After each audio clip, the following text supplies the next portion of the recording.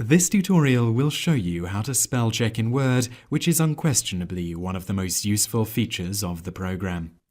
First, we are going to look at the corrections Word offers as we work in our document. As you can see, several words in this document have been underlined in red. This indicates that they have a spelling error. Simply hover your mouse over the incorrect word and right-click on it. In the menu that appears, numerous correction possibilities will appear. Simply click on the one from the list that is correct. Autocorrect is another spell check feature that corrects words automatically without asking the user whether they are correct.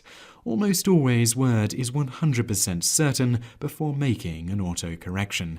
As you can see here, when we type modern misspelt with an A, it will automatically correct the error. Once you have finished your document, it is a good idea to run a complete spell check on it, even if you have been accepting the corrections as you go along. Click the Review tab in the ribbon at the top, and on the left click the Spelling and Grammar icon. A window will load and it will start to take you through your document right from the beginning. You are able to make changes based on what the spell checker suggests. Run through the document, making the corrections until you are told the spelling and grammar check is complete, and that is how to spell check in Word.